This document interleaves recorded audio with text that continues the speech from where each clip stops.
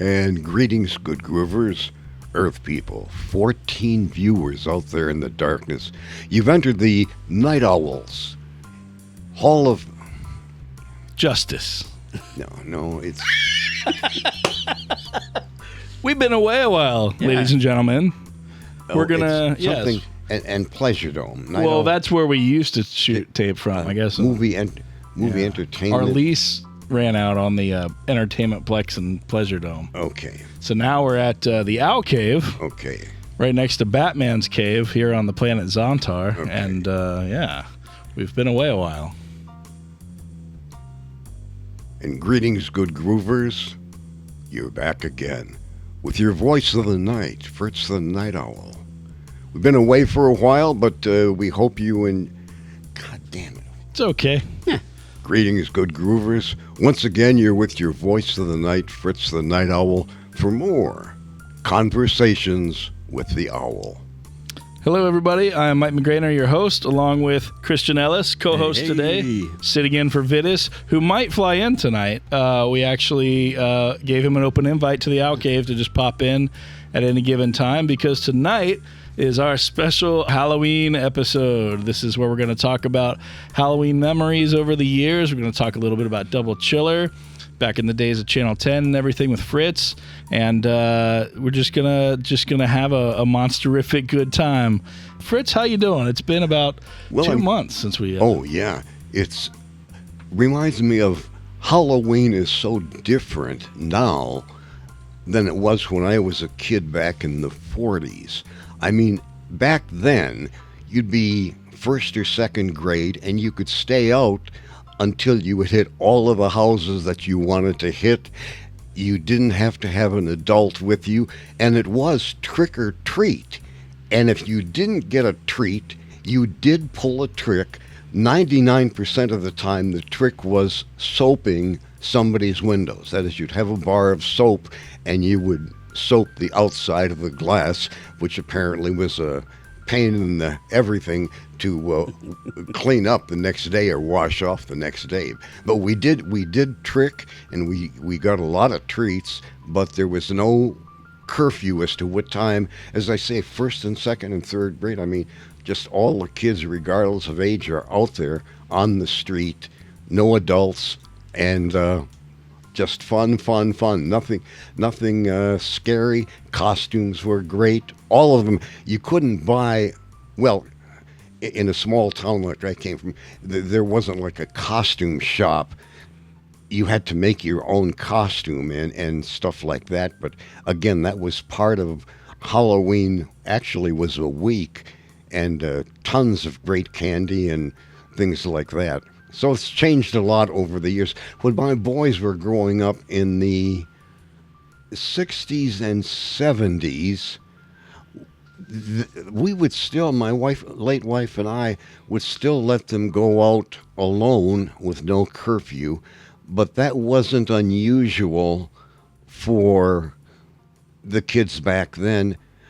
But then somewhere along the line, they made it trick or treat had to start while it was still light out, and everybody had a curfew that it had to be over, regardless of your age.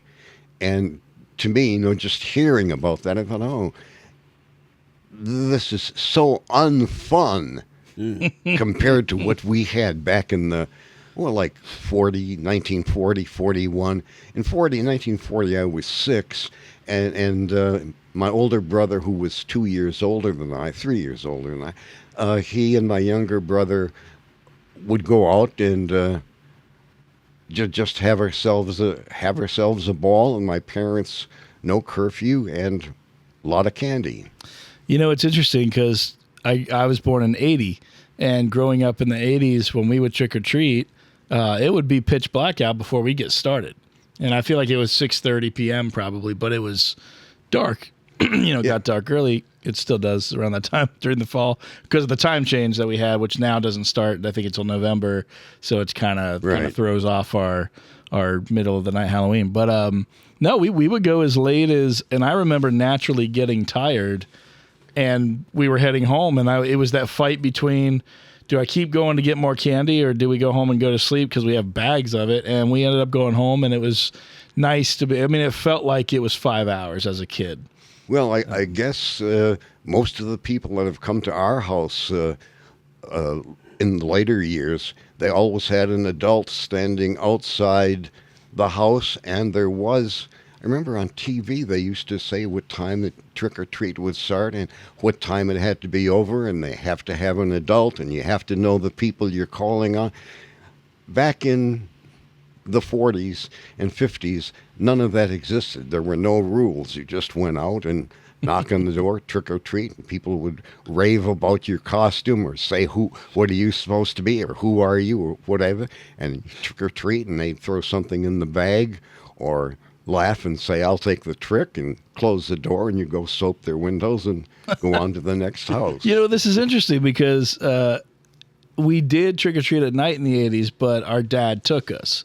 And so there was a parent with us, but it was also nighttime. Whereas nowadays, there's parents with them, and it's daylight. And at some point, it just got to where, I mean, that wouldn't be fun for me anymore if I were a kid in today's environment.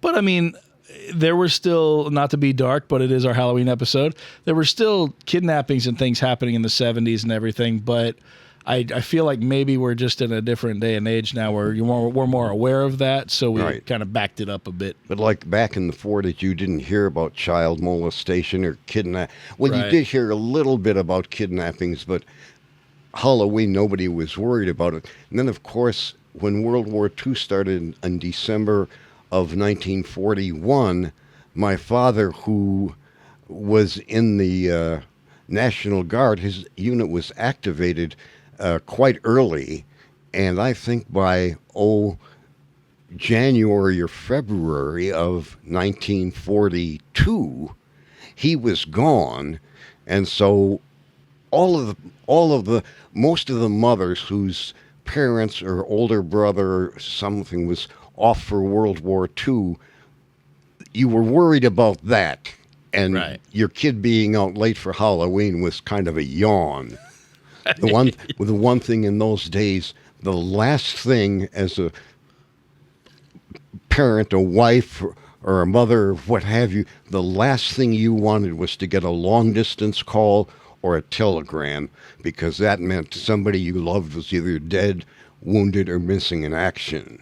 Yeah. And as I say, so they had that to worry about. And as I say, child molestation and all of that, it just wasn't something people talked about. I didn't hear about that until maybe the 60s or 70s. Yeah. The bat phone is ringing. Yeah, but it's nobody.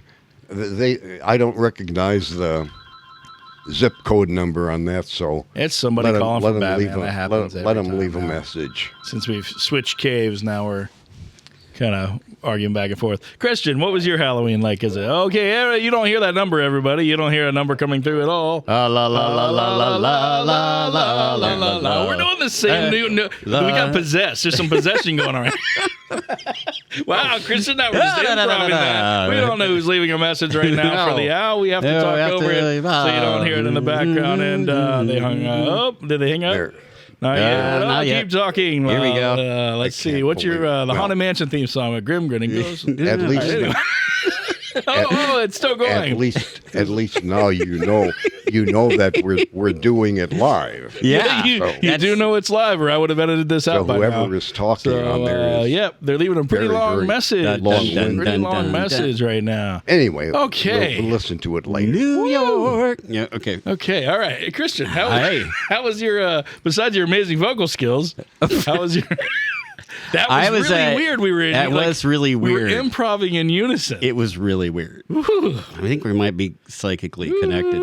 It's sort of a thing that when we set up, we didn't consider that the phone might ring. That's all right. And of course, we know nobody is going to come down. But other times when we've done the podcast, if there was a car or a fire engine or something going on outside, we'd stop and wait till that was outside sound was gone and then come back on it.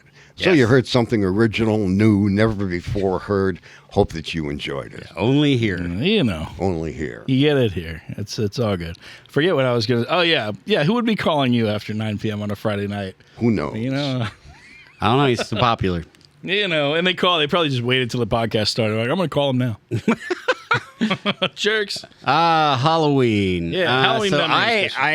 I was lucky enough that when I was young, I had part of the 70s and part of the 80s. So I was like 75, 76 to like 86. And I remember the same. We would start and it would be dark.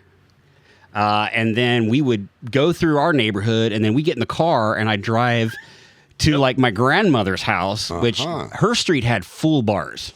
You didn't get those like little miniature bars. They gave the full bars at her neighborhood. Oh, not the fun sizes? No, not the fun size. Oh, right. Which are The not full fun because on. they're too small? Because they're too small. But In the 40s, the fun size didn't exist. Oh, see? And the bars were a lot bigger. yeah. And they only cost a nickel. See, Take that, health. Yeah. Yeah. So I was lucky enough that I got that. I got a little bit of both because I do remember when the curfew started coming, and I mean, and I have a daughter, and she was, she's 2009, 2010 was the first time she trick or treated, and yeah, it's bright daylight, and it's not like Kind of loses some of that it magic. loses though. the spooky, scary, the night when the veil is thinnest, all that good stuff. I just remembered when I was a student at OSU, me and some of our compadres, we would go out and it was trick or beer Oh, I love it. instead Whoa. of trick or treat.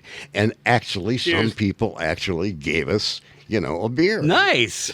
What a thing. I'm sorry I Did stopped you ever doing- come home with a bag full of beer? No, the thing is we drink it there. Well, that makes sense. Oh, yeah. Drink it with the people that gave it to us. See, I'm So Can we start that up like an adult yeah. trick-or-treating? Trick or shot. Trick or shot? I don't say cheating. well, trick or beer, trick or trick or beer. beer is easier. It just rolls Yeah, trick or right beer. out. Trick or beer. Trick or beer. Yeah, it doesn't rhyme with treat at all. That's all right. I'm not a CD. Just out of curiosity, now, do the kids still say trick or treat? And do they still trick? Yes. Or do they just come up to the door and you see them in the costumes, throw something in their bag? It's weird now because you don't actually go to the door. Like the majority of the houses, and my daughter's 15 and she's going as a Ninja Turtle this year. Yeah. So, I she mean, knows what's up. And our policy always was, I don't care how old you are. I mean, you could be full cosplay. I'll give you everything you want, just don't come up in a sweatshirt and be like, cheap ass Halloween costume type thing. So for us, they kind of sit in the driveway. And then you just kind of go and the kids kind of go and then they just go to the next house. Then they don't actually go to the doors anymore. It's interesting. I was in South Pasadena 2 years ago for Trick or Treat Night. And that's, of course, where John Carpenter shot Halloween. And I was walking through the neighborhood because I was out there. And I'm like, it's Halloween. It's trick-or-treat night. It's dark out because LA gets dark quick, at like 4 o'clock. And I was walking around, and there was this old woman that was in South Pasadena who had a table. I mean, awesome, just headstones and ghosts popping up from behind the headstones. And she had a table that almost looked like a lemonade stand that was right out near this picket fence where you would just walk by on the sidewalk, and the entrance to her house is basically where the table was. And she was greeting people. And so she said hi to me and smiled like everybody does out there. And I just said, hey, and just talked to her about, it's so cool being here in this neighborhood where they shot Halloween. And she's like, oh, you like that movie? And I said, I do. She said, it's a funny story. Back in 78, she said a young woman knocked on my door at early morning, and I opened the door and I said, can I help you? And she said, oh, I must have the wrong house. I'm so sorry. I'm supposed to be on set. We're shooting a movie. I think I'm at the wrong place. Can I use your phone? And it was Jamie Lee Curtis Get out. while they were shooting Halloween. And I was like, and this woman was old enough to like, she ain't lying. You know what I mean? It was one of the coolest things. And I'm like, but being in that neighborhood on Trick or Treat Night is something like I recommend everybody do once. Not if you're participating, but just like even as a parent or as an adult, God, take your kids there trick-or-treating. It's like you're in Haddonfield. Oh, that's crazy. I didn't mean to divert from that, but No. If I'd find the highest hedge I could find. Well, yeah. Well, that hedge is still. Is it still there? High. It's See, still there. I'd park I there. wonder what it's like to trick or treat in, say, Hollywood, where, say, the son of George Clooney, if you had one. Melissa McCarthy was out trick or treating with her kids and stuff. No, you open the door, and there is Meryl Streep. And it's sort of a thing that, for me, in Columbus, Ohio, I'm still, even with the Nite Owl, all the stars I met, I'm still starstruck. And I wonder what it would be like if crazy. you were like a stranger to Hollywood and you opened the door and there's George Clooney with a bag of candy or Meryl Streep or, whoever. We know what Meryl Streep would do. She'd tell her kids, wait here. Because you're coming back with the non-fun size bars at that point. Well, I think Meryl Streep would have good stuff for the trick-or-treaters. For sure. Oh, you mean if not she was taking her kids, but that you ended up at her house. You probably would never end up at her house because it's behind walls and it's a gated. It'd be amazing if you were the son of a famous star, right. You would know how to go through the fence or get gotcha. to where. Okay, yeah. Yeah. Oh, this is just Meryl's house. She's a friend of my aunt. Just come on through the yard. I know a shortcut. Well, she's giving out bourbon for Halloween. The lady who met Jamie Lee Curtis. I mean, that had. Well, at the time, she didn't know who Jamie Lee Curtis. Jamie Lee Curtis wasn't anybody. Jamie Lee Curtis was still making this independent film. How old in the was neighborhood. the lady?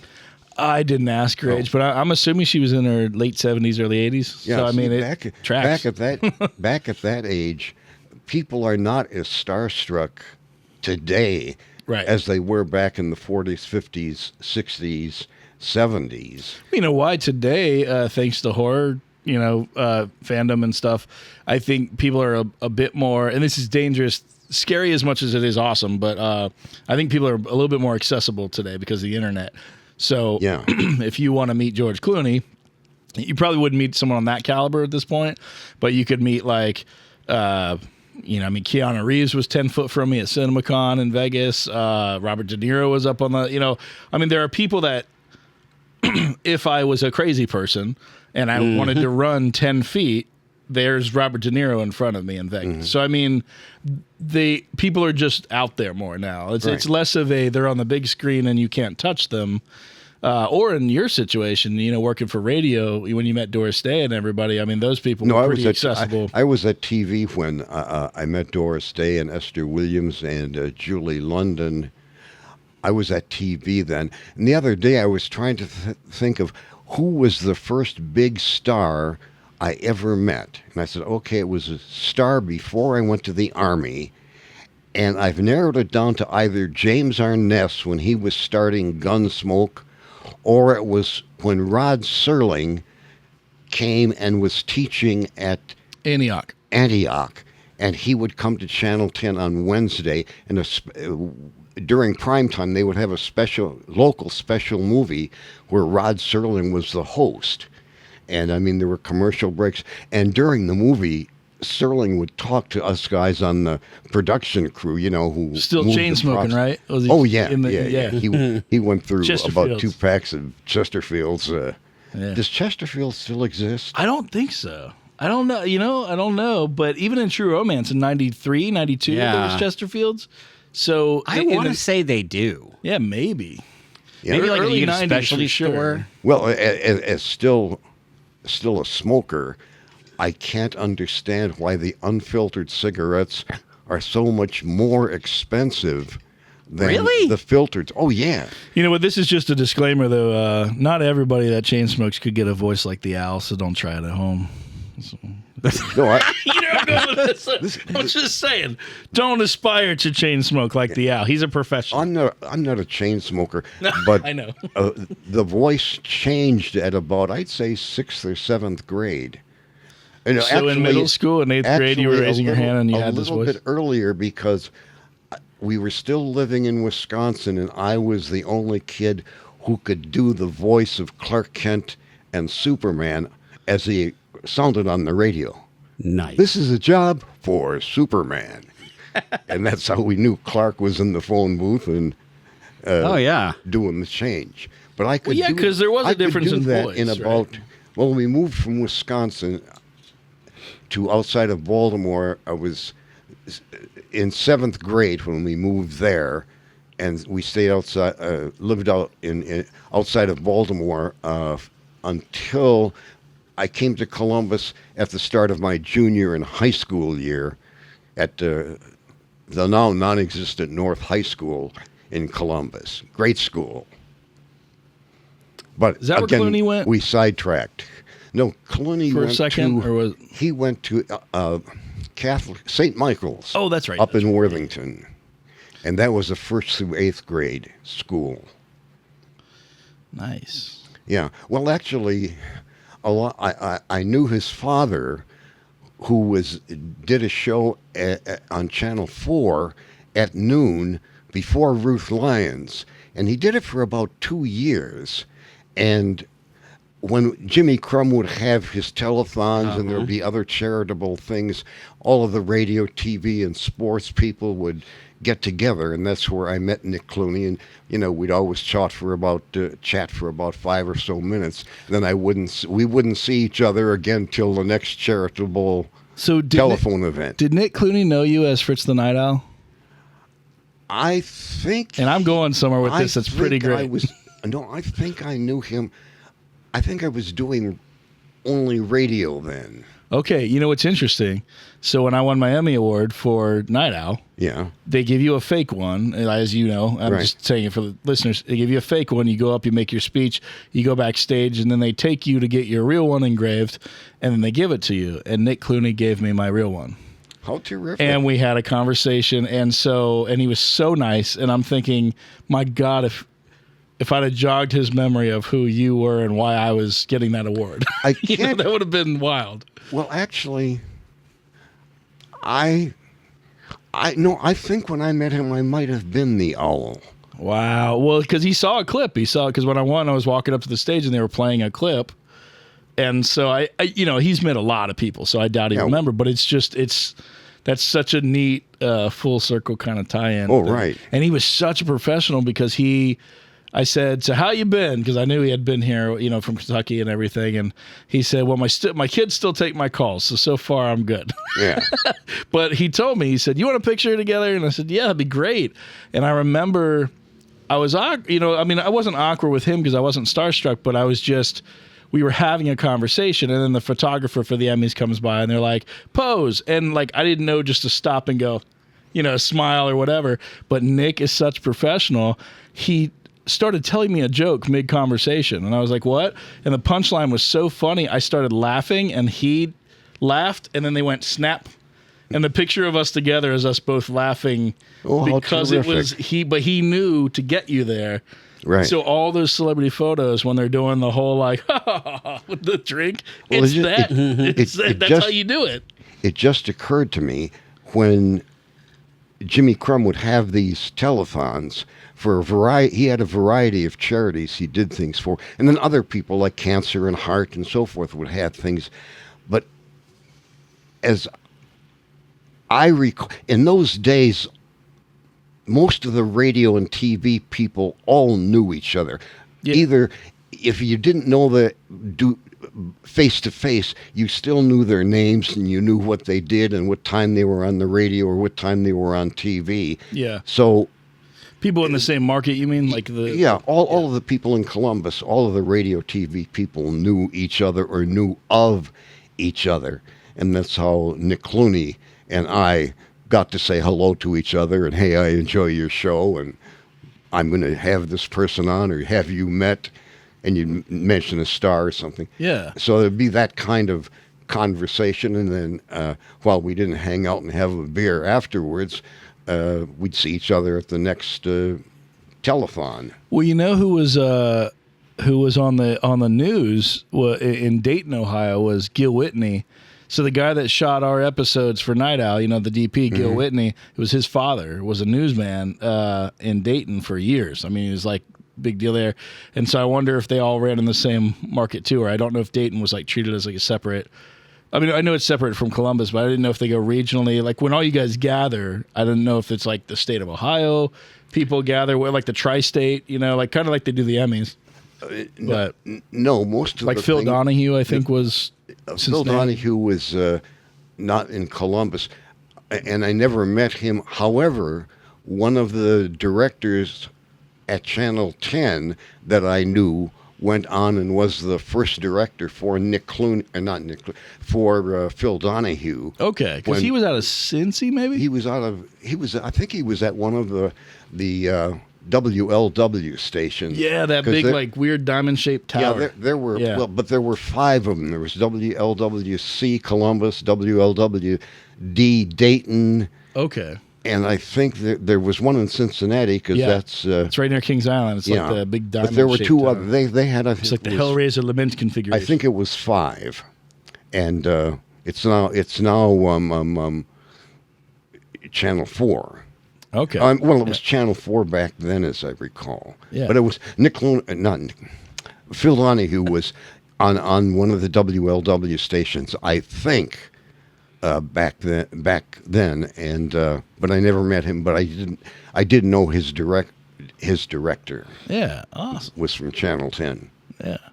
Well, wrangling us back to Halloween because this is how we. No, this is so great. This is. I mean, you listeners are a fly on the wall to when we all get to hang with Fritz here in the Owl Cave, and we just shoot the shit and we have drinks. And so if you hear ice rattling, that's me. Or Fritz or Christian or one of us, and we're just having fun doing this on a Friday night for you. Up until 2 years ago, I still carved a pumpkin, and I was a killer pumpkin. If you had to grade my carved pumpkins, I would probably have gotten a C+ or a B-. But back again when we did it, really it was a big deal back in the 40s and 50s. You didn't have pumpkin carving sets like they have now, where you can go to a store and you can buy a complete set. Here's everything you need. Yeah, exactly. Everything you need. Back in those days, you used whatever was in your mother's knife drawer, and you would carve your pumpkin that way. And that's the way I always did it. And as I say, the last one I carved was maybe 2 or 3 years ago, before my hands got too shaky. It's not about shaky hands. That is a difficult task. So here I never carved pumpkins when I was a kid. I loved to gut them and then watch my brother and my dad carve pumpkins. But I would like scoop out all the innards, and I was so gross to put your hands in there. I'm too OCD to do that now. But when I was a kid, I was all about it, and I was like grabbing that stuff out. And I remember like pumpkins.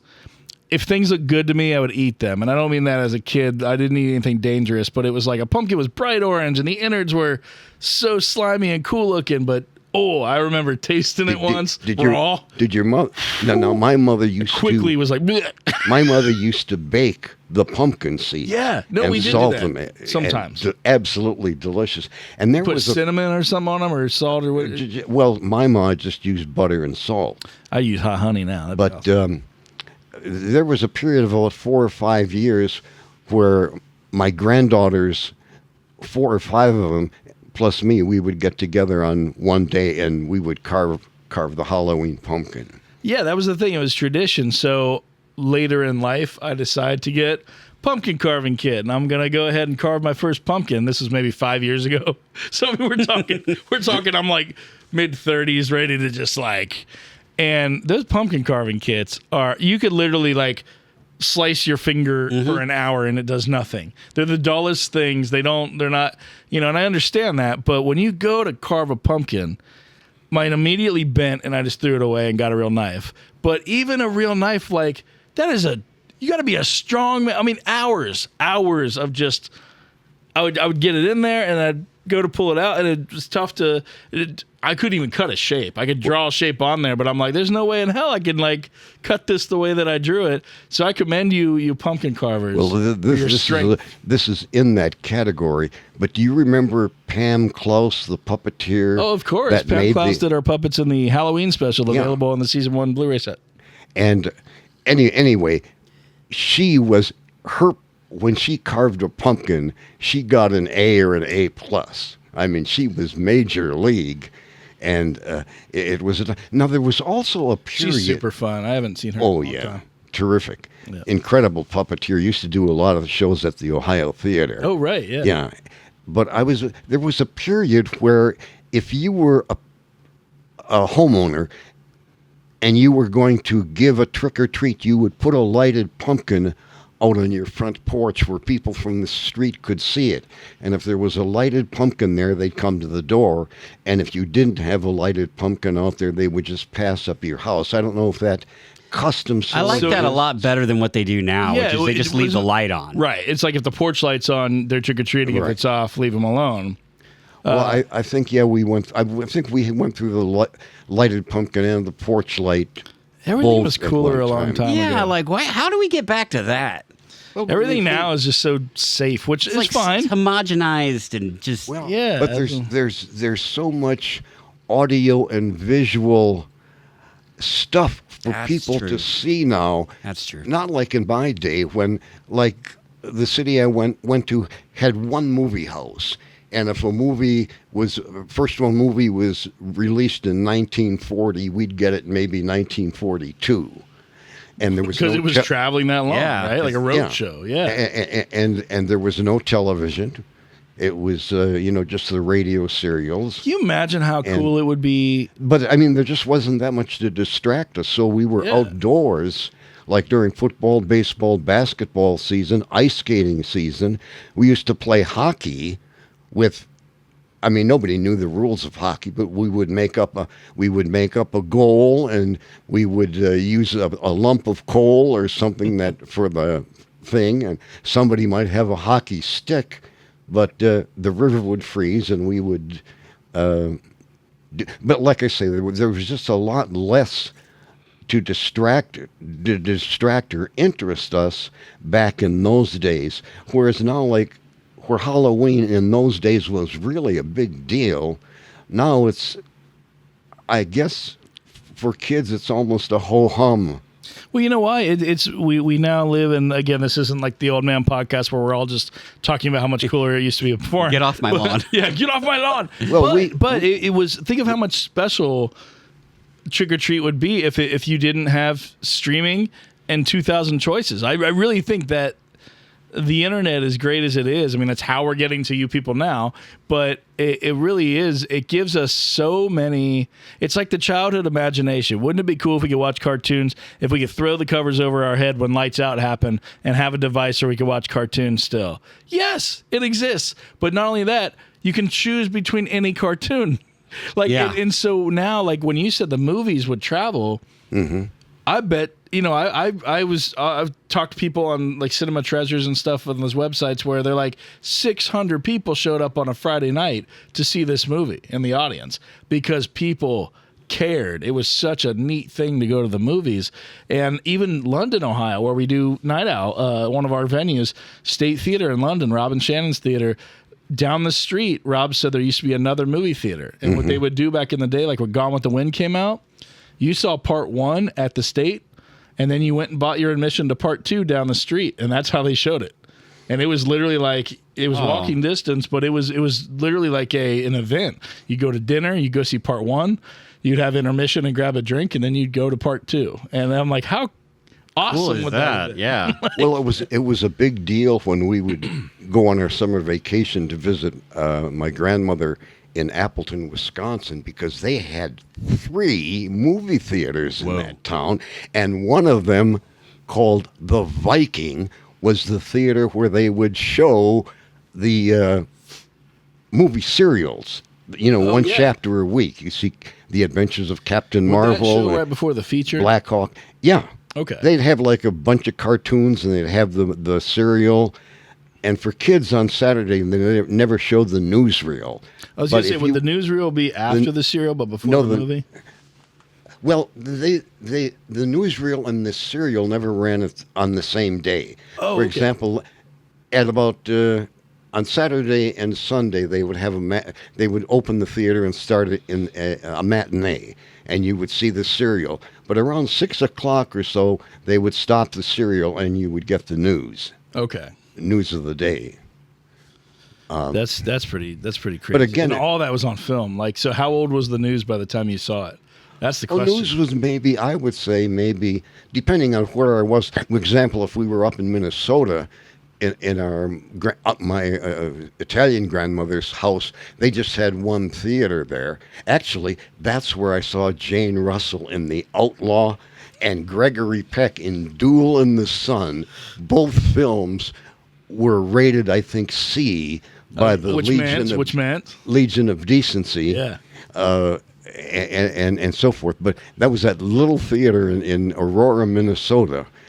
But the little town in Wisconsin, again, going back to the Halloween thing, I mean, the population was about 2,212, so you knew everybody, but still... 3 movie theaters in that town? There was only one. Oh, I see. Now, You in mean Appleton. Appleton had 3, and Wisconsin Rapids, which was the big town near my town, had 2.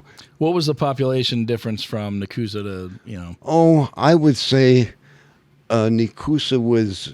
Well, actually, they had a sign right on when you drive into town. It was 2,212. And when my dad came back from overseas and we moved to Maryland, I wondered, are they going to change the sign and subtract 4 people from it? Because my mother and my 2 brothers and I were leaving. Would they go to 2,000? I bet that's something they update when they do the census. Did they have census back then where they knew how many people lived in the town? I don't know. Maybe they had it. But all I do know is that the sign that told you were entering that town had the name of the town and the population underneath it. But we only had one movie theater. Okay. And now, going back to Jane Russell for a second. Yeah. It's just never a bad thing to go back to Jane Russell. No. Let's just keep going back to Jane Russell. All this one. Fantastic. One of my 2 favorite actors is she and Sophia Loren.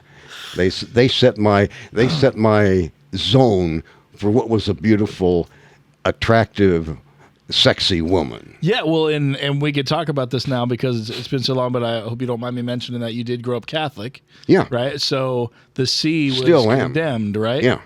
So when you saw like The Outlaw, for example, can you tell that story? That was what was considered in those days a mortal sin. And my mother said we cannot go to that movie. But I went anyway. And then I went to... Were you sneaky about it? Like, how did you go? Describe that process. Well, it was just a movie started at like 7 o'clock, and we had eaten supper, and then in those days, you'd eat supper, and you'd go out and play until maybe 10 if it wasn't a school night. Okay. So I just left the house, went to the theater, which was maybe, a block away from where my grandmother lived, and I saw the movie. So when I went to confession that weekend... I told the priest I had seen this movie, which was condemned, and my mother told me not to do it. And the priest asked me, what did you think of the movie? Now, I'm maybe, I'm 5th, 6th grade, I don't know. But I said, I thought it was a pretty good Western. And the priest laughed. I wonder if the priest had seen it. That's the question. Who knows? Because, it's like, you can condemn something, but it's like, in order to condemn it, you would have had to have seen it first, right? Yeah, you wouldn't want to condemn something you don't know about. Yeah, you got to just educate yourself a little bit. It wasn't until later on, when I was a freshman or sophomore at the Jesuit school in Baltimore, where we found out why The Outlaw was condemned. And it wasn't because of Jane Russell's bosom. It was because she and Jacques Butel, the guy who played the hero in it, or the main character, suggested that he and she went to bed together and that he traded her for a horse.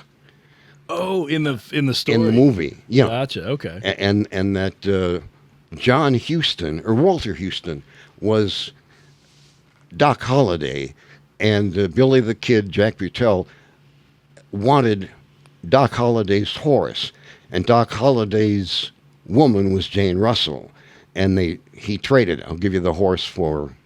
And that was the reason the movie got because they were 2 unmarried people, and he traded a woman for a horse. He traded a woman for a horse.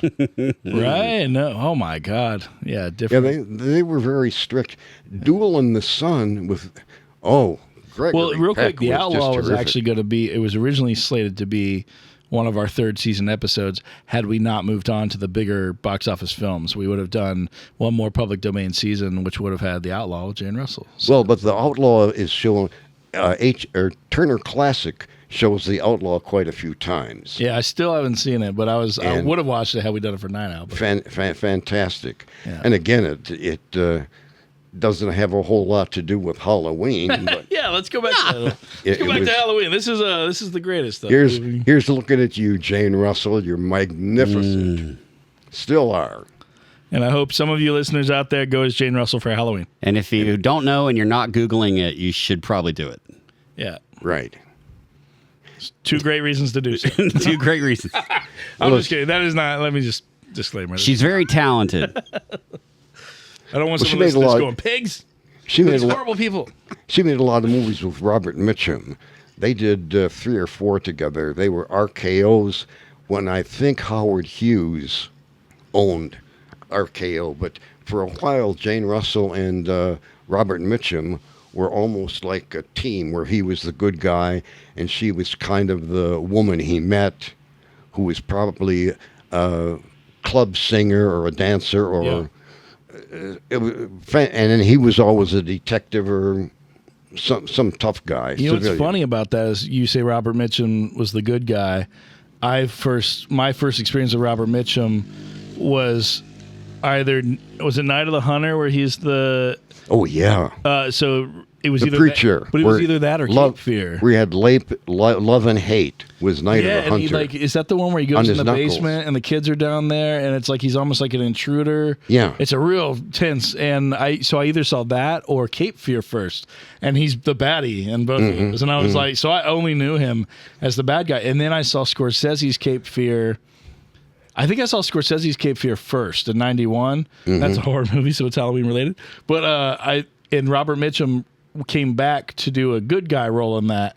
But then I found But out De Niro he's was De Niro was the bad But then guy. I found out Robert Mitchum was the De Niro role in the original. Yeah. So I went and watched the original, and I was floored. I mean, he is awesome in that role. Well, I mean, Just that cigar and he just has that like. Oh, yeah. Like I feel And- like De Niro was definitely modeling after him. the Love and the Hate knuckles that he had tattooed on his knuckle. Oh, right, in knuckles. Cape Fear. That became a big fad when that movie first came out. A lot of guys had Love and Hate tattooed on their knuckles. It was- Interesting. yeah. But Mitchum's range, he was good in comedies and did a lot of mostly adventure. Where he was a good guy, a cop or a detective, but he also was good as a villain, and he did a couple of comedies, so he could handle just about anything. Yeah. Very, very good, and very, very nonchalant about his role. He said when they needed somebody to hit on the head, they'd call Mitchum. So Christian, Yo. your Halloweens. Yeah. We knew about, we talked about your trick-or-treating and everything, but the pumpkin carving thing, did you do it a lot as a kid? Oh, yeah. I had like 5 sisters. Okay. So, yeah, we would. Do you I would remember definitely it do that. being tougher than people made it look, or is that just me being a no, weakling? I was always, my mom, my dad was never really involved, but he was like, World at War's on. Right. Carve your thing. My mom taught me to carve from the bottom. So actually, most people would like carve the top and Yeah. pull it, Top off, yeah. but she taught me to carve from the bottom. Oh, really? So then what happens when you do, here's some Halloween tricks. Yeah. Halloween Hold on. tips, pumpkin carving tips. Halloween tips with Christian, part 1. To actually take it from the bottom. And then you can put the candle down and set the pumpkin on top of it. It actually lights better because you're not losing light from the top. Right. And it You're actually... saying have it lit while you're carving. No. No. Because kids. No, yeah, exactly. No. You cut a hole in the bottom, Yeah. and then you pull everything out, and then you carve it, but then you have a base to set it on. Oh, right.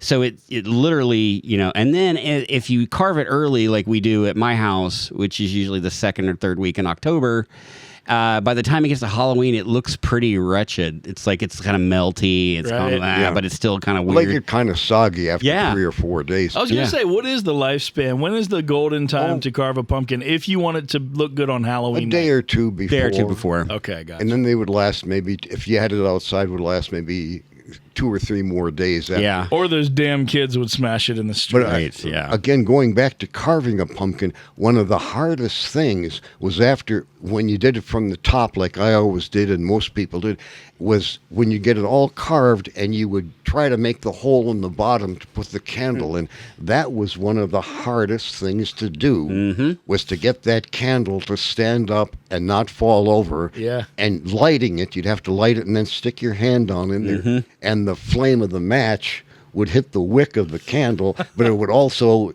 get Burn the hell out of Yeah. also burn the hell out of your forearm and hand. Now, are pumpkins flammable? Like, if it falls over in there, can it catch the whole pumpkin on fire? No. That's what I thought. It just goes out, right? Unless you do what I did one year, which I did I painted. I figured like, okay, I'm going to keep these things for a while, so I put like a clear coat of paint on the pumpkin, thinking that preserve it it a little would, bit? preserve it. Oh no, it just torched. I was like, whoa, there. Oh my God, it's on fire, but get a picture because it looks Yeah, no, it awesome looks for the 2 awesome. seconds it's going to burn. That was a good design too. Well, the one thing was you did have to make sure that, again, putting it in through the top was difficult to make a hole the right size for that Yeah. candle to fit, and then you'd melt some wax and stick the candle in that. But that was the hardest thing to do. I forgot where I was going to take that, but anyway. Carving the hole to put the candle in. There was a guy who made a plastic pumpkins for the Nite Owl. Remember him? He did the Brian Mullet, Yep. which, funny enough, does a podcast with Christian. How Look at that. Brian is one of my very, very good friends. Well, he did. It's a plastic pumpkin, and he did 2 of them. And one had the owl face on it, and the other one had the Nite Owl insignia on it.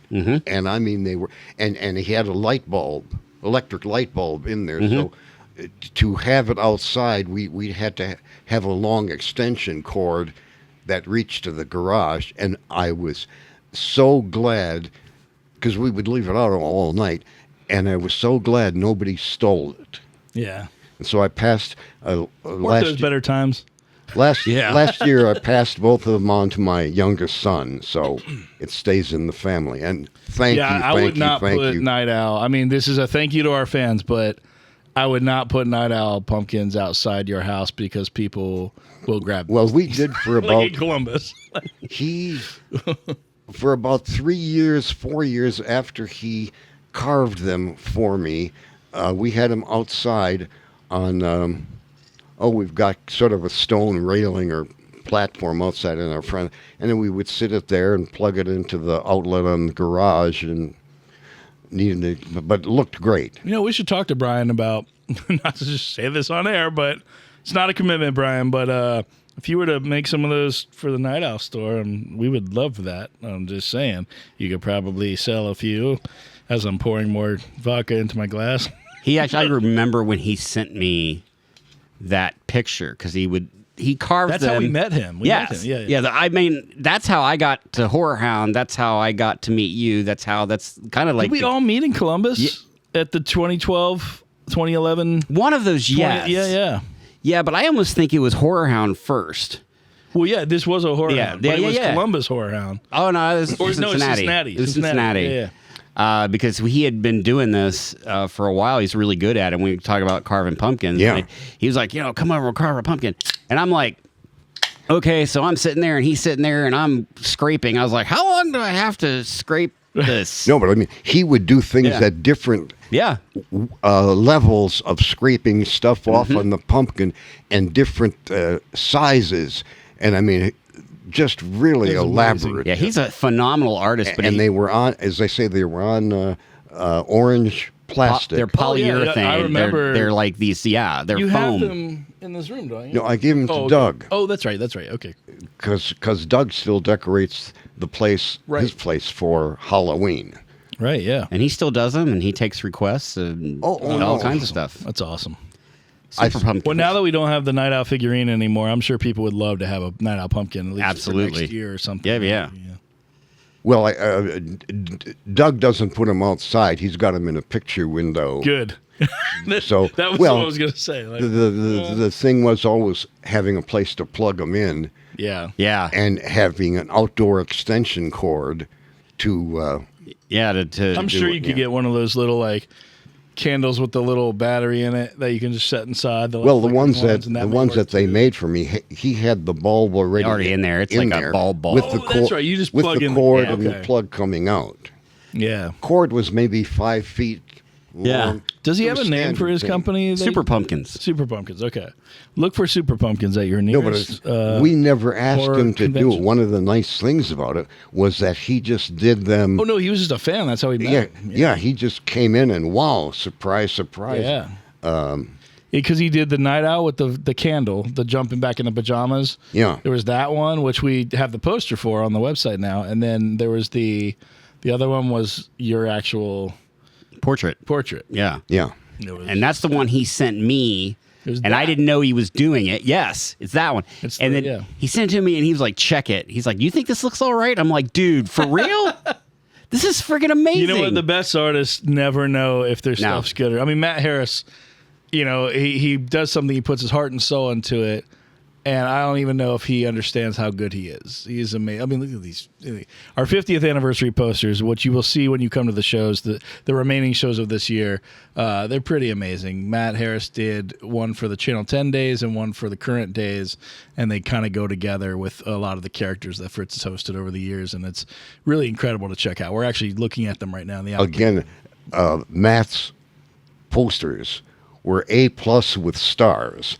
Now, the other thing that people should know about those posters, Mike and I would tell Matt the name of the movie we were going to do. That's it. And that was it. We didn't say, well, we want Fritz on the left and we want Dracula down here in the left. We just say, this is the movie.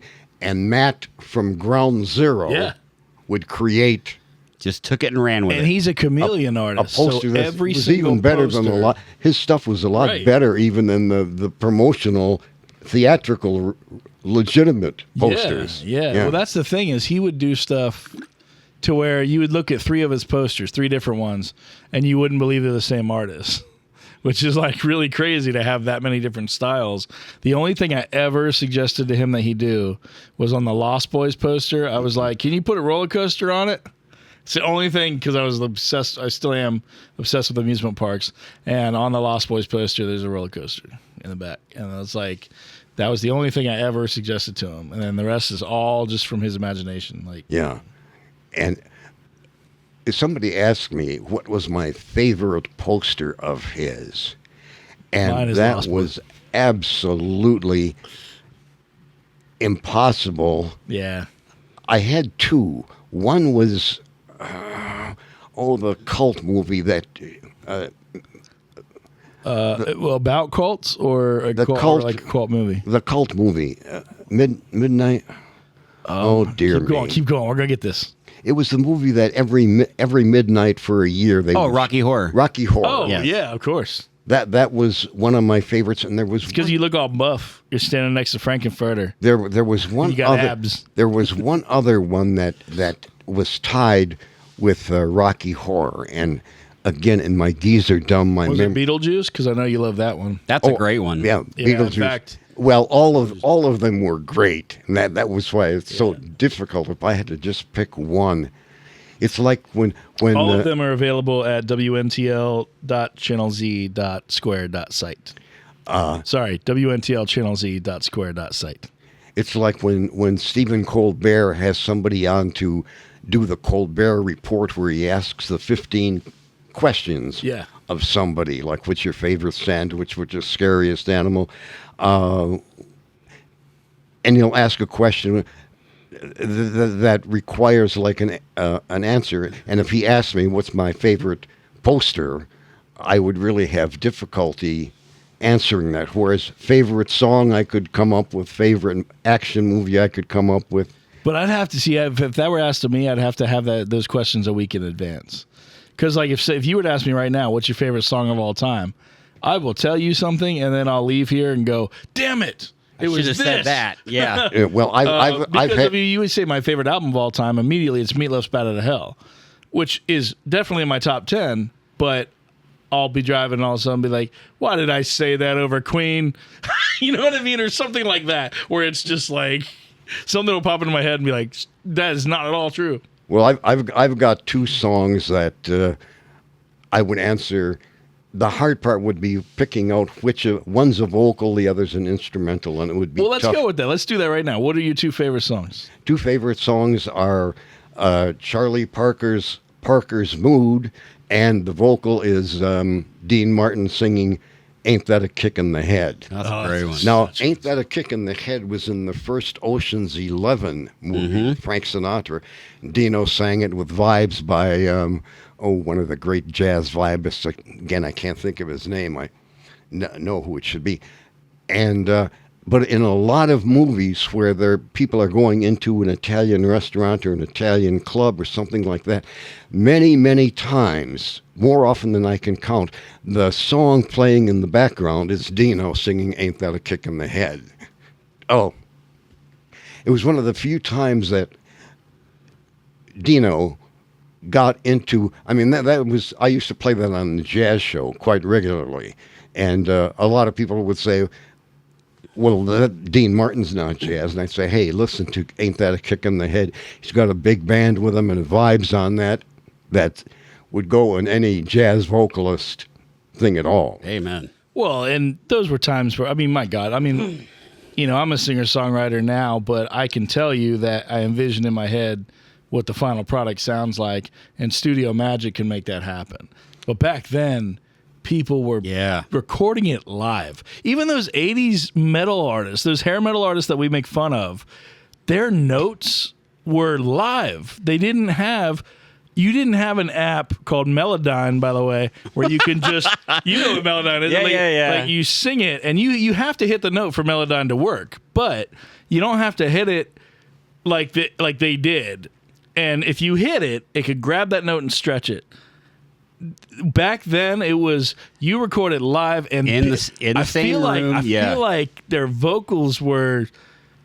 Everyone was just, there was 1,000% hard work put into every single note, and that's why you can respect older music so much. Is because we have artists creating music now, but like these musicians back then really knew their craft. It's a digital landscape now. Yeah, you're talking which is about great. analog. You're not it's a completely different animal. We're by no means cheating now. All these things are it's like AI. I was telling someone the other day. I know this is controversial, but here's how we should approach AI. When CGI first came out, there were practical effects artists that hated it. Right. And you fought against it because you're used to creating these things that look amazing. And I still swear by practical effects today. However, I feel like in a couple years or 10 years, CGI, because here's the thing, to make something CGI, you have to be a good enough word artist to explain everything to get that image to be just right. And I feel like there is an art to that. Like you have to know exactly. Yes, you're not doing the brush, or you're not doing. But yeah, when we go back to jazz musicians and people in the studio that could nail it, or like barbershop harmony, everything had to be perfect, or you took it again. Yeah, you just did another take. Well, two quick unrelated things is speaking. He's like Halloween. No, speaking of Charlie Parker. Yeah. When Clint Eastwood made the movie Bird with Forrest Whitaker as Charlie Parker, my attitude was, hey, forget the best actor thing, just nail a statue to Forrest Whitaker. Forrest Whitaker, he's an actor that no matter what role he chooses. Like Samuel L. Jackson. Yeah, well, Sam Jackson, though, he admits to I did Snakes on a Plane because it's hilarious. Yeah. What a hilarious idea. But Forrest Whitaker shows up, you shut the hell up and watch. Yeah. Because you're like, there's a reason he chose this role. And he's about to bring it right now. And it's kind of amazing to see him be such a, he's another chameleon. He's great. My God, one of the first independent films I ever saw, which I think I said on another podcast, and we laughed about it because I was 11, but The Crying Game. The Crying Game was the first truly independent movie I saw at the theater, and I made my dad take me to see it because I liked the Boy George song that was on the radio from it. It was, I mean, The Crying Game's a great song, and I was into like new wave in the 80s and very much new wave. So my dad took me to see it, knew nothing about what it was about. Oh, yeah, I remember. And it's almost like two films in one, you know? But that first half that Forrest Whitaker's in is like a kidnap heist thing, and it's a suspense part, and my God, he's good. I mean, that like, I was just glued to that because you believed every word he said. You believed I mean, he's just an incredible actor. One movie I haven't seen of his that I'm told to watch is Ghost Dog. I've never seen Ghost Dog. I've never seen Ghost Dog. Yeah, apparently that's the role. That apparently that's the film to see. Now, real quickly, to go back to the other unrelated thing, I watched this incredible show called Icons Unearthed on the Vice channel. And they just had one not too long ago, but they had the director on there of a big movie, and a very, very well-known director. And he said on there, he said, I don't understand CGI or how they do it. I just tell them, you know, what it is. But while I'm the director, I don't understand it at all. It's what you and I were talking about before we started the podcast tonight, is that with Nite Owl, and everyone listening should know this, when you come up and thank me at the shows and say it looked awesome, I give that shout out to Ryan Blazo or Tobias Rediger or Ben Brown, our effects guys. The thing is I tell them what the effect's going to be, and that's because Fritz and I basically plan it, but they make it happen. I do not know how to do effects. I do not know how to see it through. I just know how to shoot Fritz based on what we're going to do. That's something that our effects guys, you know, I think they're amazing. We've been doing this show for 14 years, this version. And when we do effects, they're the ones that work with all of the... so, yes, I see it through, but, I mean, I'm in awe of what they can do. I don't understand it. I don't understand how it actually happens. When I see the final product, I'm wowed. And well, if I'm not mistaken, all of the Nite Owl things we did in the 21st century were me in front of a green screen. Oh, absolutely, yeah. It's Whereas all green. All of the stuff I did at Channel 10, we actually did the effect live as we were, as we were recording the on-camera stuff. And see, that's the difference between what we were just talking about with studio magic now versus, like, now we could have you at pushing 90 years old, 90 years young, my bad, 90 years young, we could put you in a harness and we can fly you across the room and you can be Iron Man right now. Right. In Channel 10 days, if you did that, you had to plan it out because once you started, you shot it live. Yeah. So much cooler than what we do. I'm just saying, like, this is... It was like, our effects may be awesome, but that's because we can literally perfect them. But Channel 10... the Ben Affleck movie where he played George Reeve as Superman. It was like, it was called Hollywoodland. Yeah. And it was a thing where it showed the difficulty they had when he was in the Superman costume in black and white was not blue and red and gold. It was, I forget what color it was, but... Oh, that'd be good to know. It's in the movie. Okay. But when they showed the flying effect, there was one time when the wires broke and Ben Affleck fell, maybe 5 feet to the floor as George Reeves, I think. Yeah, George Reeves, I think, was his name. George Reeves fell when they did it once? Well, was he reenacting that, or did it happen during the Hollywoodland show? No, apparently it happened for real, and they put it in as part of the Hollywoodland story. So Ben Affleck took the fall. Yeah. God bless him. Again, still haven't seen him as Batman, but God bless him. I like this Batman. I didn't see. Okay, so I'm obsessed with Batman. Not to go off on a tangent, Batman's my favorite character of all time. Well, he does wear a mask. It's Halloween adjacent. Yes, it's Halloween adjacent. So we can talk about Batman because Batman's amazing. But Batman, I'm not a superhero fan of like the movies. Marvel, for example, I know they're great, but if you were to ask me right now how far I've gone, I've seen everything but Endgame and then nothing after. So literally, I haven't seen Endgame. I don't know how the Infinity Saga ends. Terrific. But what I can tell you is if I want to watch Endgame tomorrow, I'm so OCD that I would start over with Iron Man. I want to watch 23 movies and be so satisfied because I've seen it from the beginning. Anyway, that's another thing. Batman, I've loved since I was a kid. And I didn't know who Batman was. I knew only in name that he was a comic book person. And until Tim Burton's Batman on E! Entertainment Television had a coming soon featurette where I was like, this looks like the best movie of all time. What is this? And they were like, Batman. I was like, oh, that's Batman? I'm like, well, whatever this is, this dark gothic thing, I want my dad to take me to see. And he did. And that is the moment I got hooked on Batman. And then thankfully, when that movie came out, it was so big, the Adam West series started showing on the Family Channel or whatever it was. Yeah, I remember that. And it was Star Trek The Next Generation and Batman. And so my dad would watch Star Trek and I'd be bored. And then, because I didn't have the respect for it, you should have now. But then Batman would come on and I was glued to that 1960s Batman because I realized that anything Batman I was hooked on. To this day, on Blu-ray, I have every Batman appearance ever, meaning I have all the Lego Batman movies, even the straight-to-video ones. I've got a cartoon of Batman that only came with a Fisher-Price toy on DVD. It's called The Joker's Playhouse.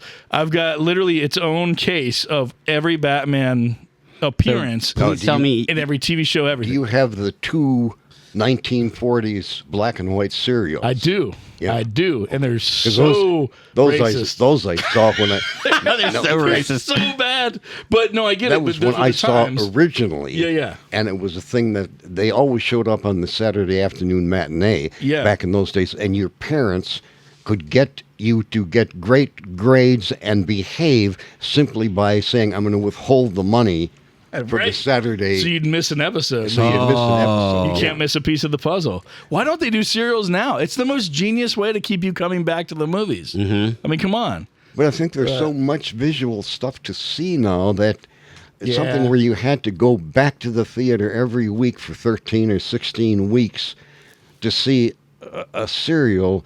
You would have seen so much stuff in between there. Well, I did it. Do you remember coming to Nite Owl when I would do 8 and 5 episodes? 8 and 5 was a sci-fi series made by friends of ours that looked like Sin City. They did it all like Sin City. Yeah. Green screen. And I would continue it every month or whatever. And people got so either pissed or they loved it. But I realized quickly, a serial wouldn't work because people are here to see this, and I stick this in front of it, and they're like, ugh. And it's not that thing's bad. It's that they're like, I didn't come here to see this. I didn't pay for this. And I wanted people to have the experience. And I'm like, okay, never mind. Let me update this thing. But a lot of comedians and singers, the people come and they're upset that there's an opening act. Right. And I look at that as an opening act. I look at it as you're here to see this, but let's breathe and be happy we're at the movies. And I think I'm just a dinosaur when it comes I loved being the opening act. My whole goal in being the opening act is watch me blow the main act off the freaking stage. Well, yeah, you make it like a sportsman-like challenge. Absolutely. That's exactly how we do it. Or you're friends with a headliner, and then you're just like, I'm thankful they asked me to be here. I'm now with the band. Yeah. That kind of thing. None of my band stories are Halloween adjacent, so that's okay. I'll tell you what, though. Here's something Halloween. Do you remember? Is there a specific costume that you remember? There we go. That really. Did you ever dress up for Halloween? Oh yeah. Okay, go ahead. All the time. Well, it was like World War II was going on, so Army, Navy, Coast Guard, Air Force. Oh yeah. Attempts at doing a real uniform were very, very common, and changing sex, wearing a dress, or dressing as a female was very common. Farmers were very common. But then there was a thing that you had to have stuff. You couldn't buy any of that stuff. You had to kind of like make it up from stuff that was at your home, and that was what was difficult, but also challenging and fun as to how good. It always made me mad. That's the artist in you. You couldn't go to a Spirit Halloween. It always made me mad that my favorite comic book character was the original Captain Marvel. And it bummed me out that Captain Marvel never had. You could do his uniform pretty easily, but the fact is he never wore a mask, so it was a thing you put the suit on, but everybody, there's Fritz. Yeah. Yeah, because you don't have I couldn't go as Captain Marvel. Just be like Clark Kent and Superman, just put on a pair of glasses. Pardon? Well, Superman has... Which, ironically enough, could be the hourglass. Exactly. Pardon? What's that? No, I said you just throw on glasses. You're like Clark Kent and Superman. Oh, yeah. They always say, how do people not recognize Superman as Clark Kent? because it's just glasses, and it's like, well, maybe. Oh, it and gives the him- curl, the essence curl in the hair Yeah. Oh, okay. So his hair changed when he became. slightly. So do you think in the phone booth he was just like, oh, let me give me He's like, give me a minute, let me get this curl. Well, but God- he was again, he was always super fast. So I mean, it would be a thing. He would go through a revolving door as Clark Kent and come out the other side right, in costume. And you always wondered because he how was to, faster than the speed of light. yeah. But I always wondered as a kid, where does he put the cape when he's wearing civvies?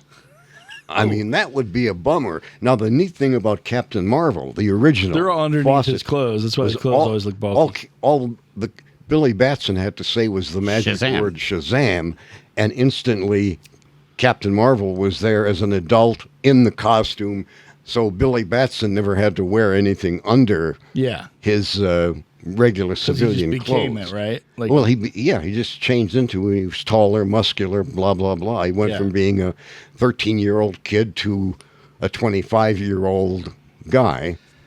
just a quick aside. But it was his costume yeah. was easy to fake.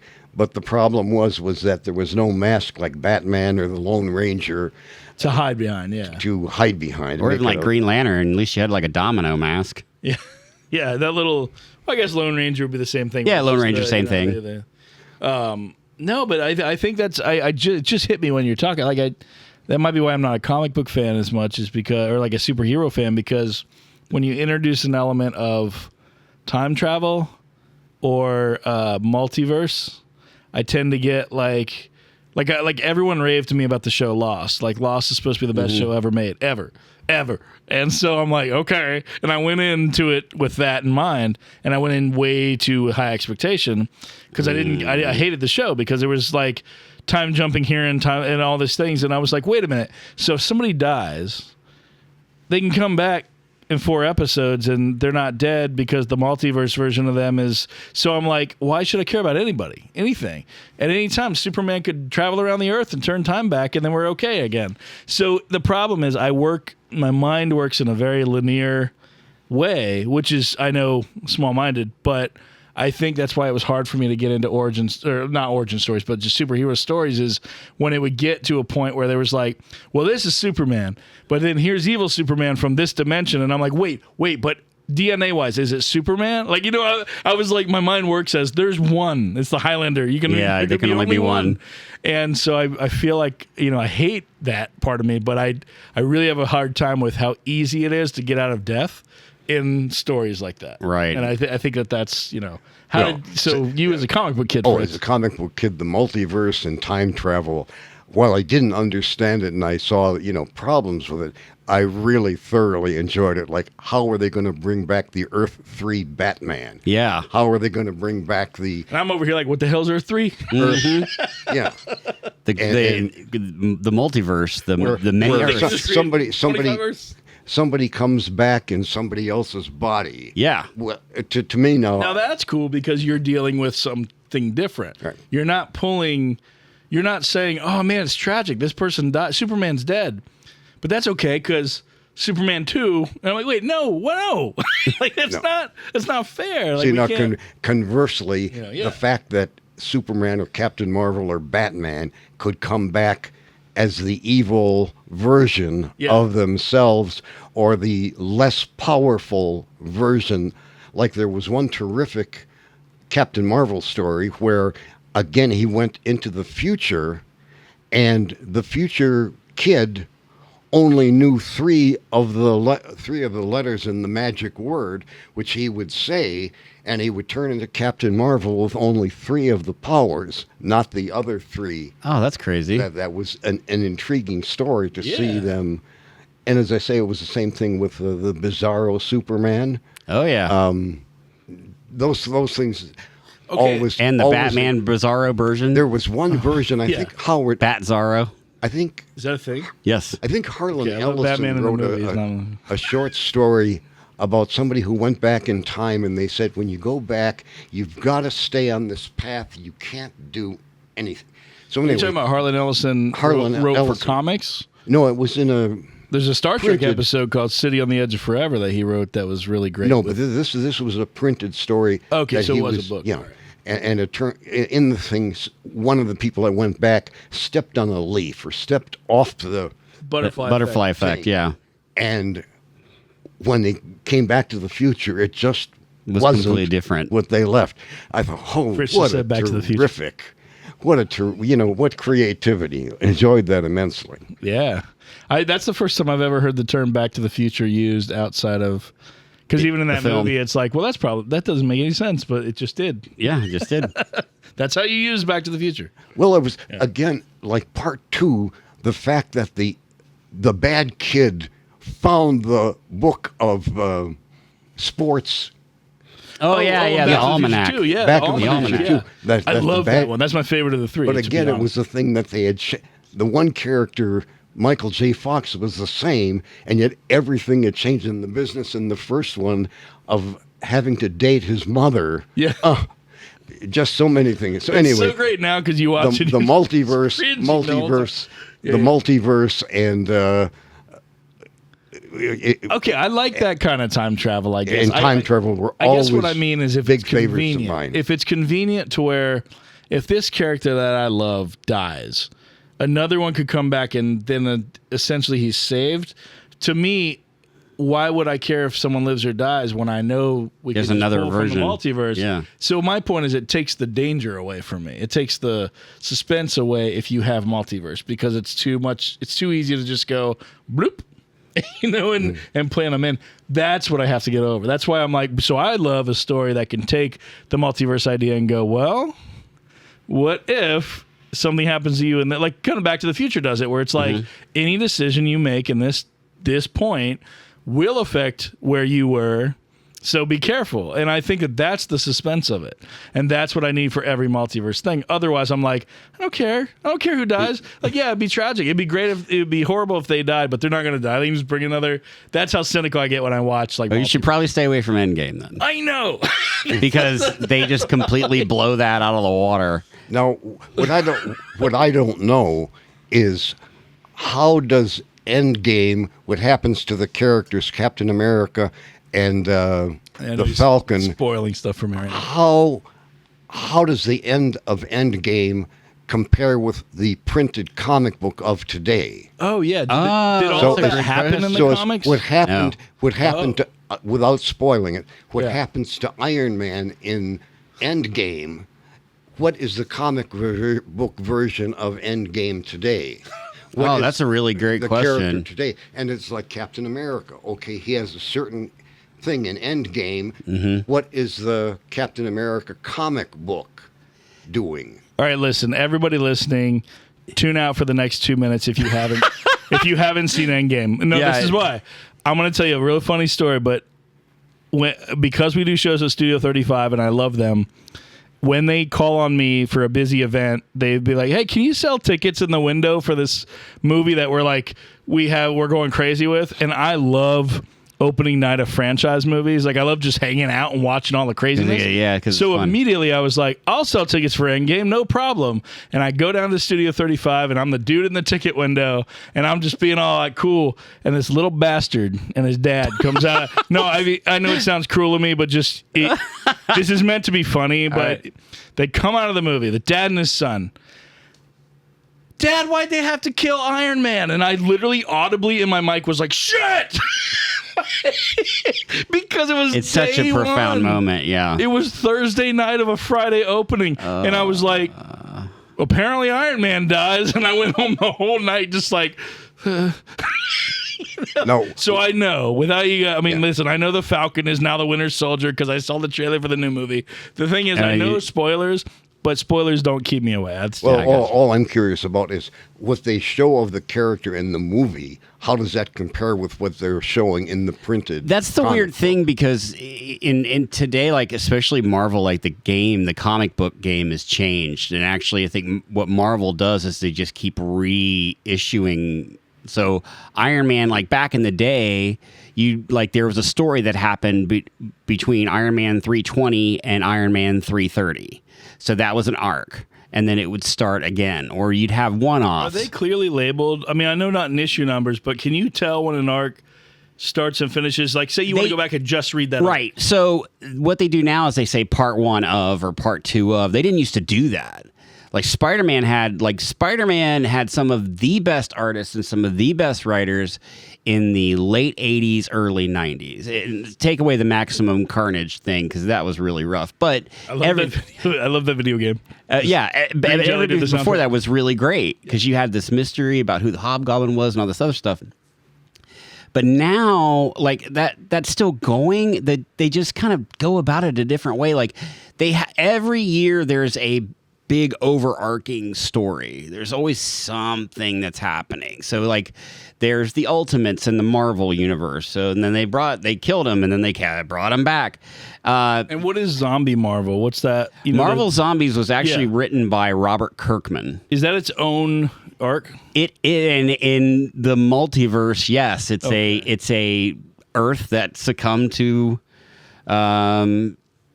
and like So that was the Walking Dead guy that did it? Robert Kirkman did the first one of that, and the first Marvel Zombies is actually very funny because Hulk is the Hulk, and as Zombie Hulk, he's eating everything in sight.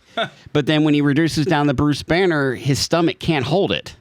Oh, so it's like he literally explodes because he can't hold it. So is he gone? He's dead? No, he's a zombie. He's just like walking around with, or like Peter Parker. Do you know about this, Fritz? The zombie Marvel. You ever watched it? No. Oh yeah, it's a really interesting. Next time I come over, I'll bring you the book. I never heard of it. Speaking of books, I just subscribed to, and they did not endorse this on the podcast, but I just subscribed. There's a website called Fan Home, and DC partner with them to do the Legend of Batman. It's a 168 issue hardback of the best Batman stories told chronologically from 0 year to year 100. Get out. And it's one of those like Bradford Exchange where each month you just subscribe and your card's That's wonderful. charged. And I subscribed. David. Oh, I was like, go, man. Bring it.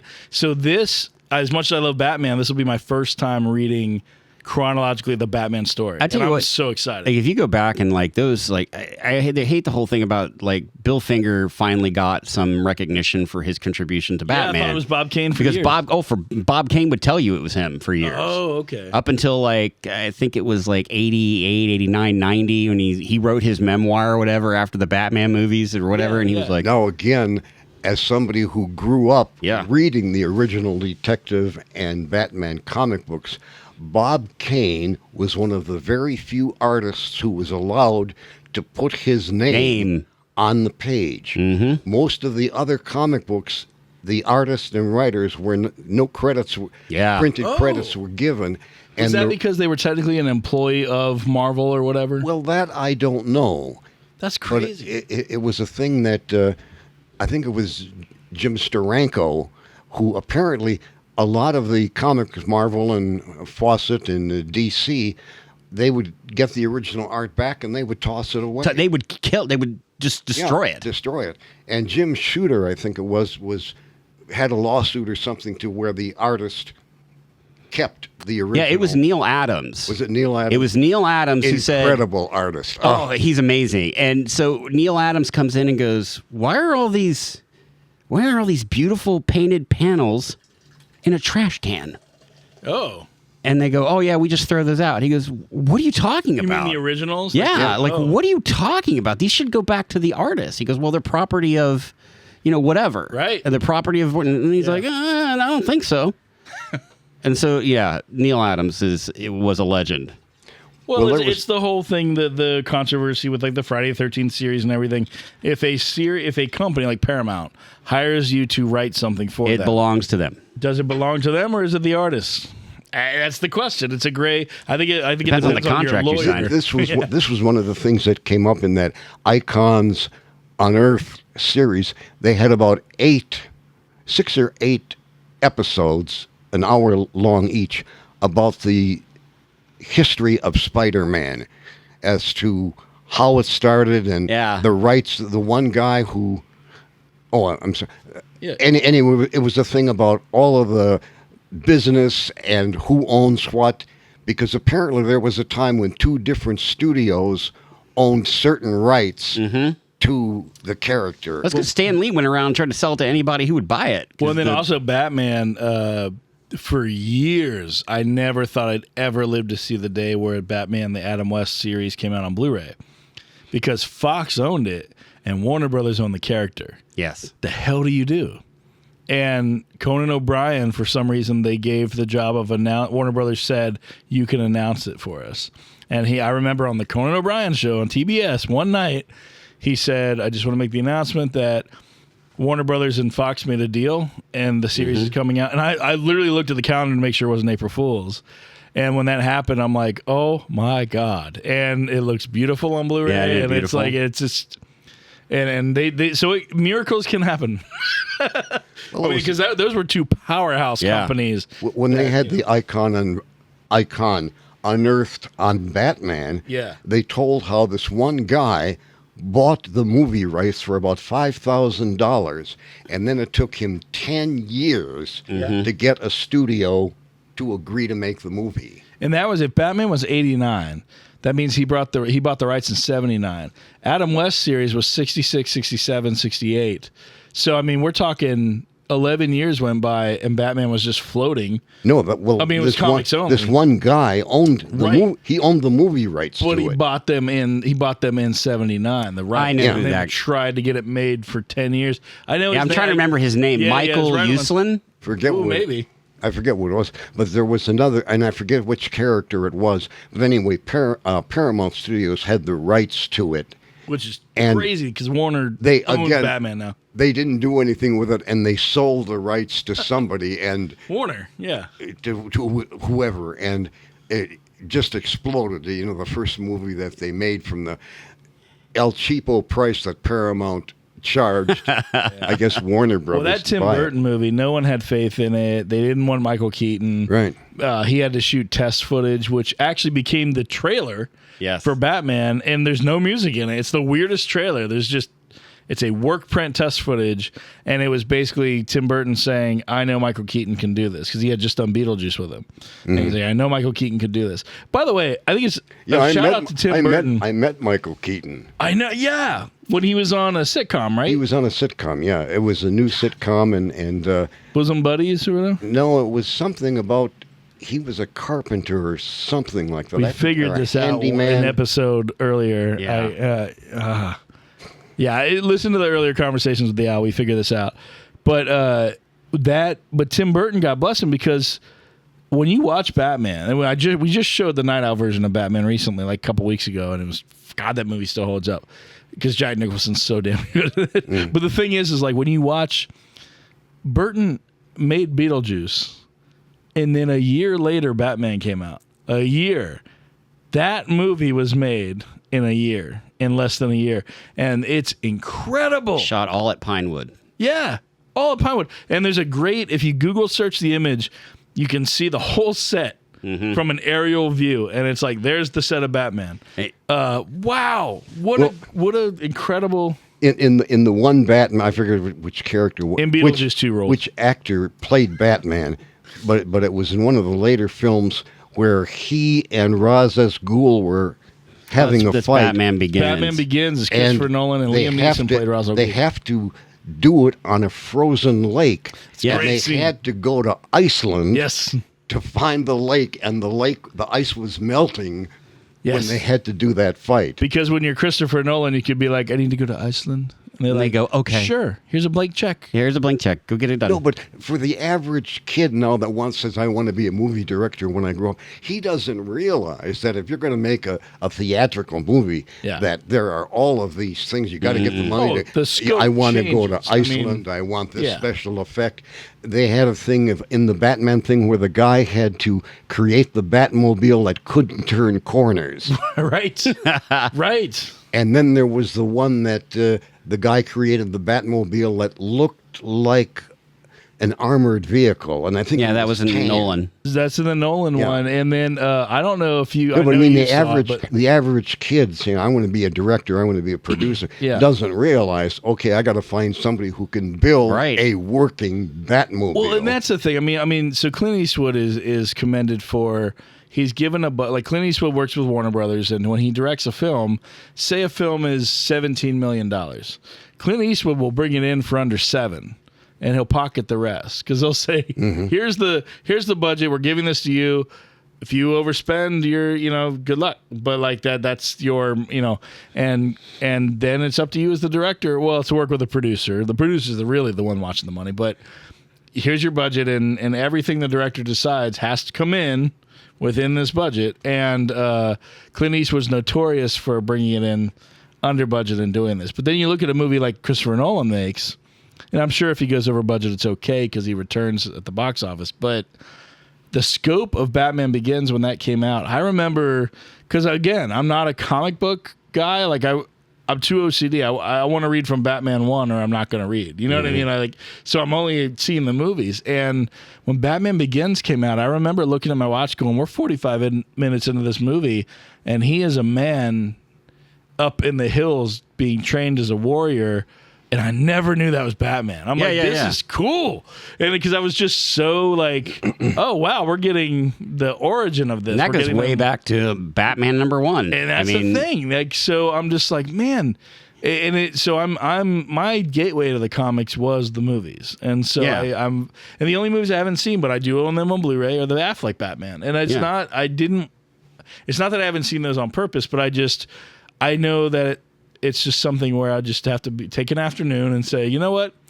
I heard Affleck's great. I mean, I heard he's great as a Batman, but it's like when the cast was announced of Batman versus Superman, where it was like Lex Luthor was Jesse Eisenberg and Ben Affleck was Batman. I swear to God, I thought I was being pranked. I'm like, this is an April Fool's joke because this is the cast. I swear this is a joke. And when I looked at it, I'm like, oh, it's real. I just never saw it. So I'm excited to go after all the hate those got. I'm so excited to kind of sit down and watch Man of Steel, which I've never seen. Wow. Batman vs. Superman. Zack Snyder's Justice League I'm going to watch before Justice League. I just want to see you should. His version. I actually prefer the 4-hour cut better. Well, and that's what I heard, but it's kind of this thing where it's like the Richard Donner cut where it's like of Superman, where it's like I want to see both, but I'm excited to kind of take an afternoon and go, you know what, I bet I'm not going to think they're as bad because now I'm approaching it with different eyes, like to just kind of get, and so I'm excited that there's unseen Batman for me where it's like I'm about to go into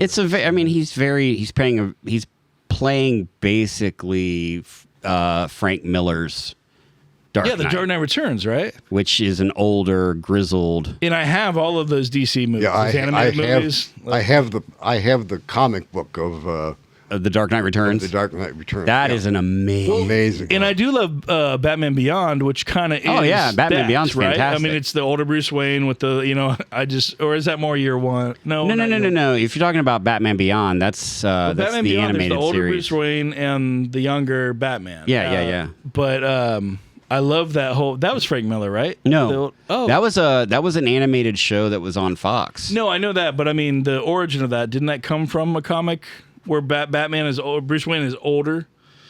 I don't think so. He's kind of retired, and I thought that was Dark Knight Returns. Well, okay, that is Dark Knight Returns. He retired and then. Yeah. I mean, the way that book is written, it's beautiful. It's literally like it's poetry. It's so great. I mean, it's one of the issues they're sending me, so I'm excited. I mean,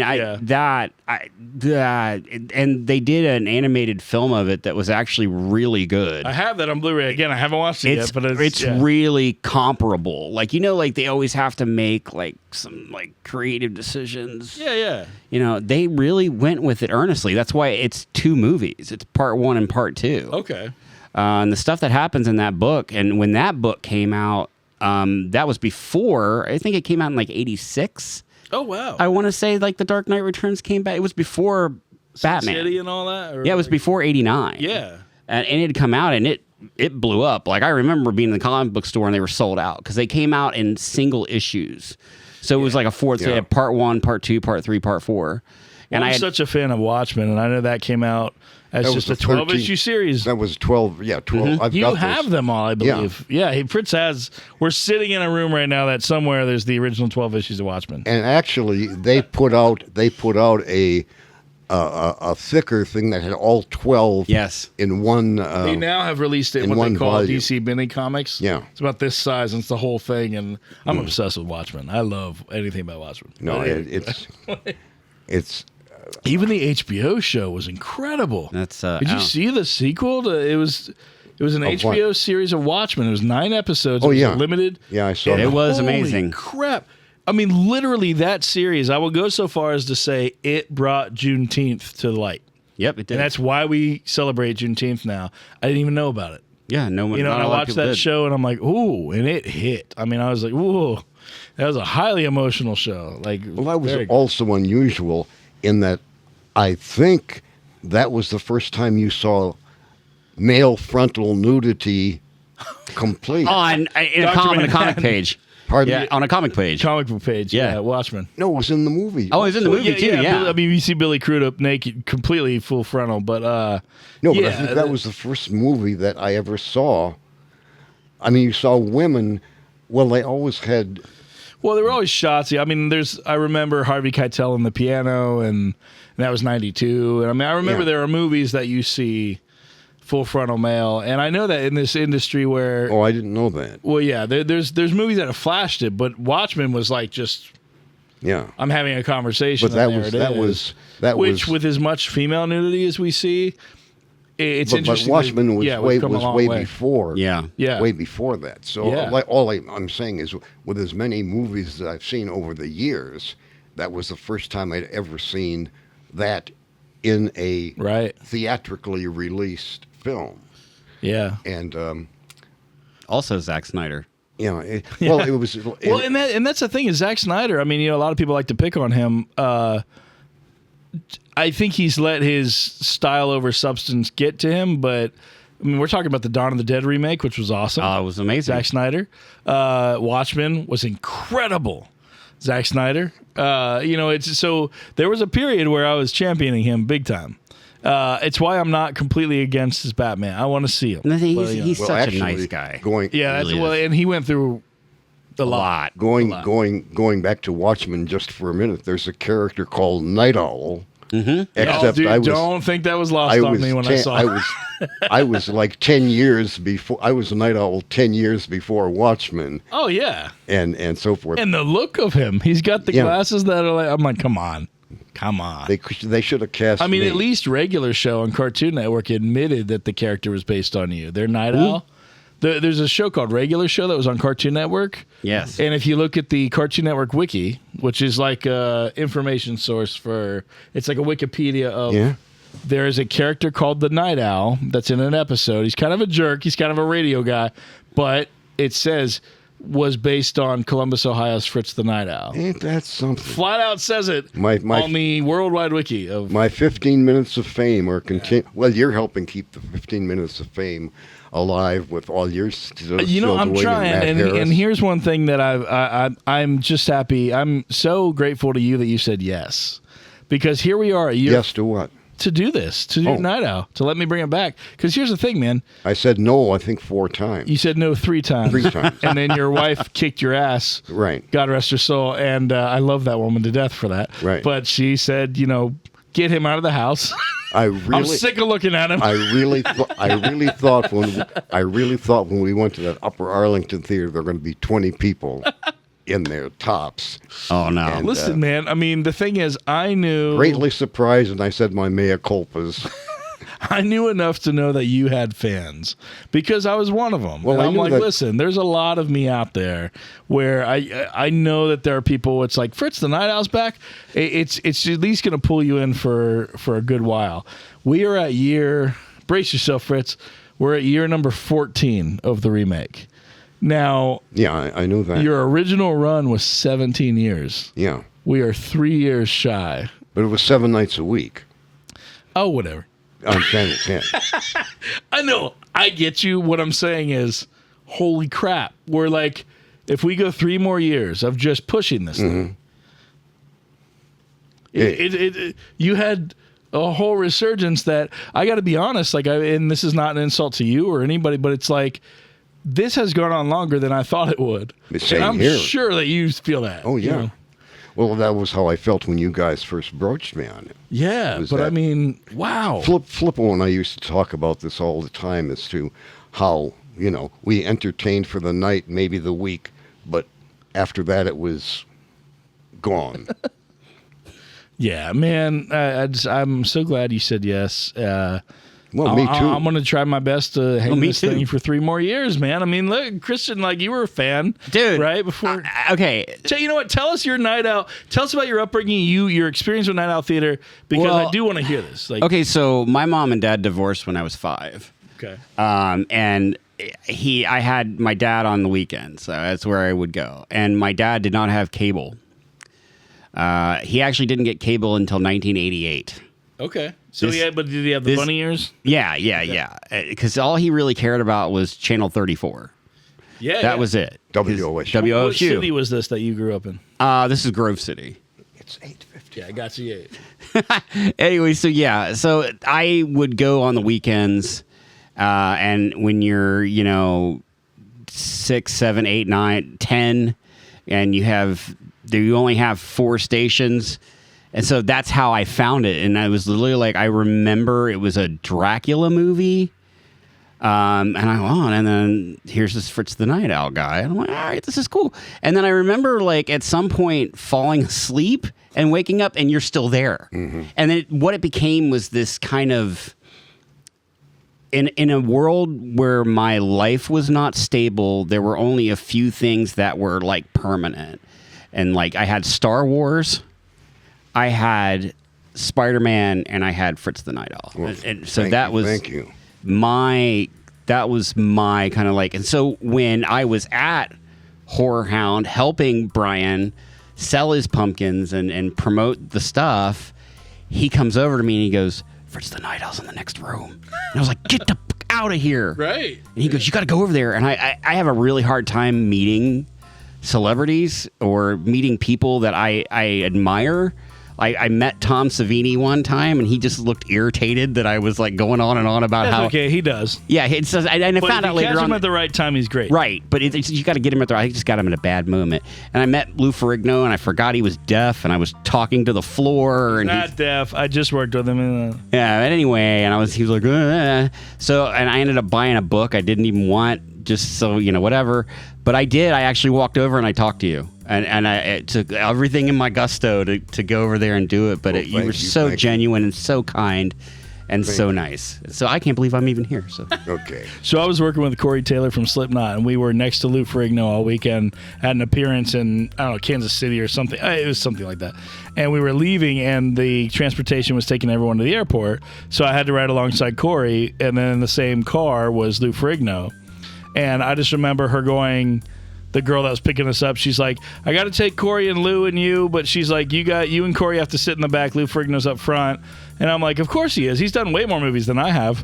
And I was literally just trying to make a funny, and Lou Ferrigno just looks at me and he's like, yes, I have. I was like, oh. easy, easy.